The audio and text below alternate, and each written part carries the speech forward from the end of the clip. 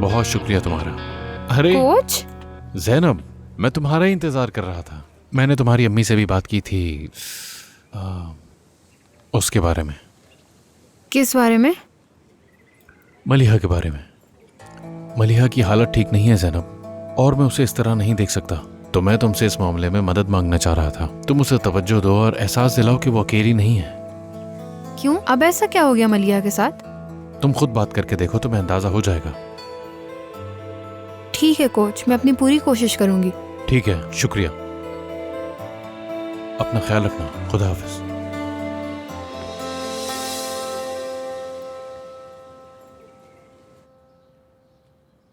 बहुत शुक्रिया।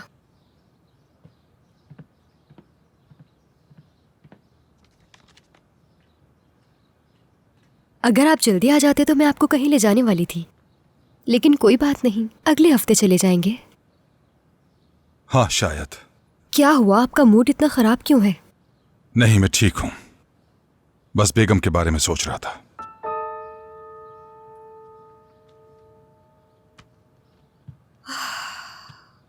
मेहमत, उस लड़की ने बेगम के साथ ये क्या किया है? क्या वो पागल है? उसकी तरबियत ठीक से नहीं हुई।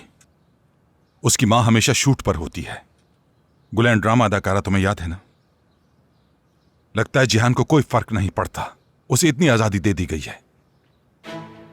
हमें इस बारे में फिक्र करने की क्या जरूरत है?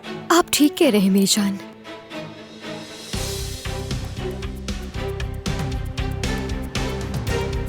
अच्छा हुआ तुमने बुला लिया मुझे। घर पे तो बोर ही हो गई थी मैं। अम्मी बाबा के साथ भी मसले चल रहे हैं। अब क्या हुआ? बहुत गलत कर दिया। क्या कर दिया? बुरा हुआ, बहुत बुरा हुआ। बासित, हाथ मत लगाओ, दर्द हो रहा है ना? नहीं तो मैं ठीक हूँ। यार मुझे बहुत अफसोस है, ये सब मेरी वजह से हुआ। नहीं, बिल्कुल नहीं। मतलब तुम्हारी कोई गलती नहीं थी। अगर उस वक्त मैंने तुम्हारी कैप नहीं उतारी होती तो बात इतनी ज़्यादा नहीं बढ़ती। लड़ाई तो मैंने शुरू की थी, गलती मेरी है। तुम मेरा दिल रखने के लिए ऐसा कह रहे हो? तुमने बताया नहीं कि क्या हुआ? क्या ये हेयर ड्रेसर ने किया है? मतलब अगर उसने किया है तो हम उस पर नुकसान के लिए मुकदमा कर सकते हैं। बासित, क्या हम इस बारे में बाद में बात कर सकते हैं? जैसा तुम चाहो। अभी तुम जाकर आराम करो, अगली बार मिलेंगे ना तब बताऊंगी मैं। अगर चाहो तो तुम्हें घर तक छोड़ दूं? नहीं, मैं पैदल चली जाऊंगी। ठीक है, खुदा हाफिज। अपना ख्याल रखना।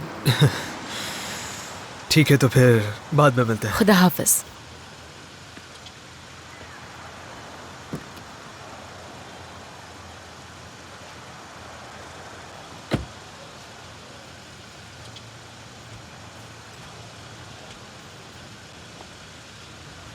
ज़ैनब, मैं तुम्हें इस तरह अकेला नहीं छोड़ सकता।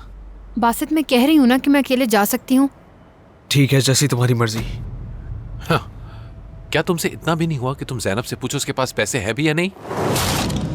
माफ कीजिएगा, मुझे उतरना होगा। बेगम, मैं सोच रहा हूँ क्यों ना हम साथ चलें। ठीक है, चलो आ जाओ।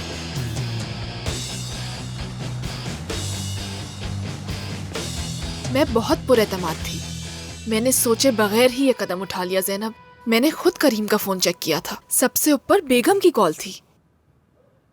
हाँ, एक बात तो तुम्हें पता ही नहीं होगी, बेगम अकमल की छोटी बहन है। क्या? हाँ, मुझे नहीं पता था।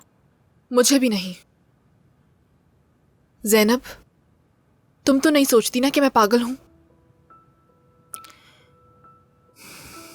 मलिहा, मैंने नहीं सोचा था कि बात यहाँ तक पहुँच जाएगी। जब हम दोनों की बात हुई थी और तुमने कहा था कुछ भी हो जाए मुझे परवाह नहीं ज़ैनब। हाँ, भूल गई थी। जो भी कहा सब भूल गई थी मैं। ठीक है, मैंने उसके साथ बहुत गलत किया, मानती हूं ऐसा नहीं करना चाहिए था। लेकिन कभी कभी ऐसा लम्हा आता है जो इंसान ने कहा होता है कुछ भी याद नहीं होता उसे। अचानक गुस्सा आ जाता है, सोच नहीं पाता। तो मुझे भी अचानक गुस्सा आ गया और ये सब कर दिया। सोचा कि बाद में ये सब ठीक हो जाएगा, लेकिन अंदाजा नहीं था ये सब हो जाएगा। ज़ैनब, मैं करीम से बहुत मोहब्बत करती हूँ, इतनी मोहब्बत कि अब ये मोहब्बत नहीं रही। मैं उसके लिए मर रही हूँ। मैं ये सोच भी नहीं सकती कि करीम के बगैर मैं सांस भी ले सकूंगी। बस मैं चाहती हूँ कि वो मेरे अलावा किसी और को देखे भी ना। मैं उसके बगैर नहीं जी सकती। तुम समझ रही हो ना मुझे?